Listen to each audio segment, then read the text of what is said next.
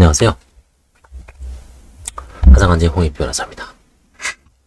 이번에 이제 서울회생법원이 아니고 6월 27일 날, 6월 26일이죠. 26일 날 서울에서 27일 날 서울 수원회생법원에서 한 3가지 정도 이제 실무 준칙이 바뀌어서 그에 대해서 한번 소개하고자 합니다.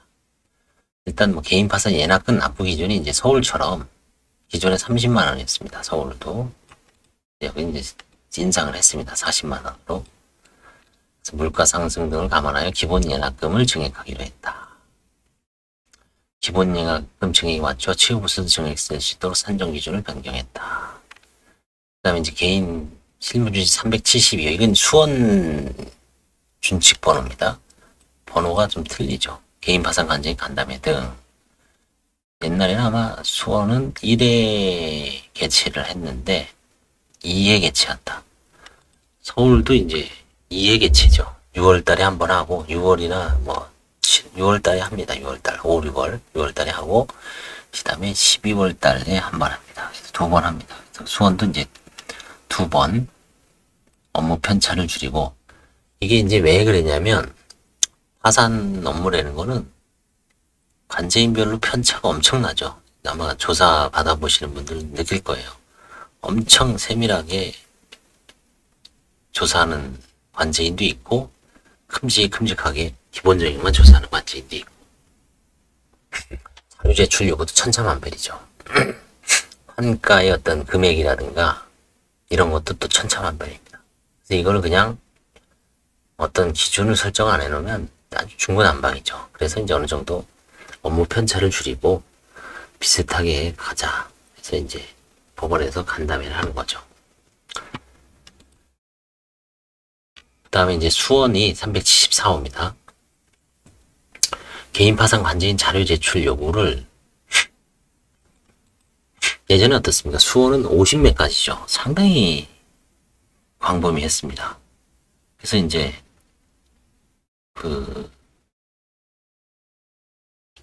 파산 관제인은 채무자에게 예구, 별지, 제1호 내지 7호 매의 자료를 제출할 것을 요구하는 경우에 당해 사건에서 어떠한 정황에 기초하여 이를 요구하는 것인지 고지해야 하고, 그렇죠?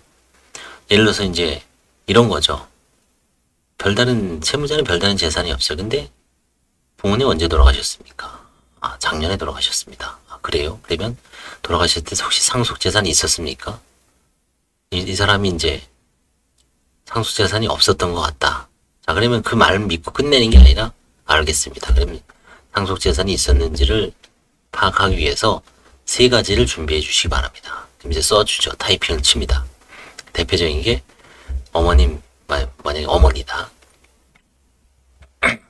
어머니가 돌아가셨을 때 어머니 말소자 초본을 떼어주십시오. 발급받아 오십시오.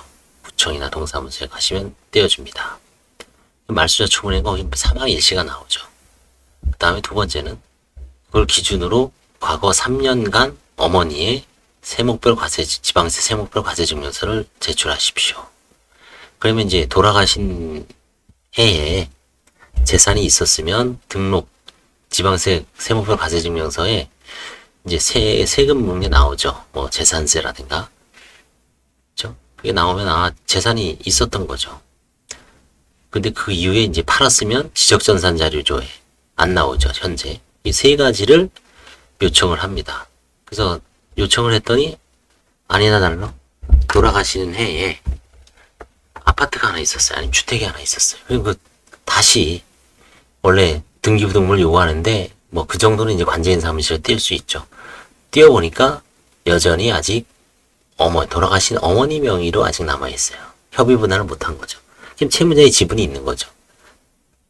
이런 식으로 해서 이제 조사를 하는 겁니다. 그러면 왜 요구하냐? 이 사람의 상속재산을 파악하기 위해서 이 4가지를 요청을 했습니다. 법원에 이제 보고서를 얻어야 돼 이제 쓰면 되는 거죠. 그렇죠? 2019년 예규 개정으로 채무자가 파산 이전 제출하는 자료가 간소화되었는 바 이는 채무자의 절차 부담을 줄이고 법원의 심사를 완화하여 채무자의 신속한 사회복귀를 도모하는 걸 목적으로 하였습니다. 그러나 종래 수원지방법원의 실무는 채무자들에게 파산 송구 시 일관하여 광범위한 추가 제출을 요구하는 경향이 있죠. 그렇죠. 이게 이제 또 문제가 뭐냐면 수원 개인 파산 신청을 해보면 뭐 이 수원은 이제 욕하는 건 아닙니다. 이제 개인 파산 신청 업무를 해보면 이제 선고를 되게 늦게 하죠. 사건이 뭐 많이 밀려 있든지 아니면 그 당시에는 이제 전담 재판부가 없었든지 여러 가지 요인 때문에 선고를 늦게 하면은 나중에 뭐 1년 한 7개월 후에 다시 서류를 또 싹 내야 됩니다. 준비한 자료를.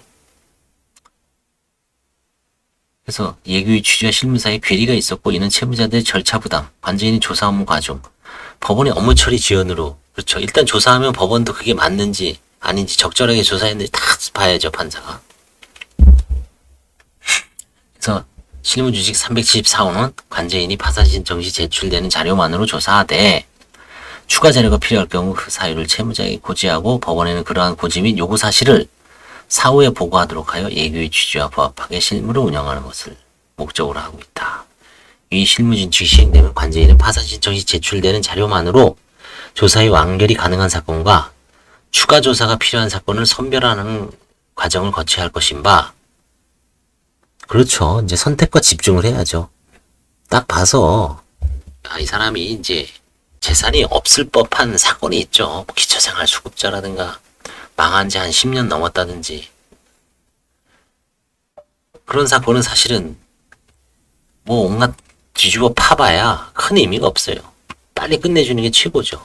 근데 최근에 부도가 났다든지 부도 직전에 뭐 재산이 막 매매가 이루어졌다든지 그 다음에 그 잔존재산에 대해서 제대로 안 썼다든지 그 다음에 뭐 상속이 있었던 것 같은데 협의분들이 있었는지 포기가 있었는지 제대로 안 쓴 경우 그 다음에 뭐 이사가 갔는데 보증금이 고액이었는데 갑자기 소액으로 쪼개진 경우 여러 가지가 있습니다. 그때는 이제 그런 사건 위주로 집중해서 선택과 집중이죠. 그 다음에 상속재산 사건의 처리. 수원도 상속재산 사건 처리를 신설해서 서울과 똑같이 이제 이 기준을 만들었습니다. 그래서 비상속인 명의 주택임대차 부정금 반환 채권의 취급. 이거는 이제 같이 생계를 같이 했던 부양가족이 있는 경우에는 이것도 평가하지 말자. 그렇죠? 그다음에 재단 채권, 예납금, 장례비용 등 이것도 서울하고 똑같이 했습니다. 출석 의무 면제. 그렇죠? 상속재산 파산의 특성을 반영하고 실무를 통일하기 위한다. 그 다음에 자료 제출 목록도 별도로 마련해야 상속인 자료 제출 편의를 도모하는 거죠. 임대차 보증은 한가하지 않을 수 있도록 하는 거고. 아무튼 뭐 보수 산정은 일반인이 볼 필요 없죠. 그래서 일단 수원에서 바뀐 세 가지가 있습니다. 자료 제출 요구를 서울과 똑같이 하자. 상속재산 파산도 서울과 똑같이 하자.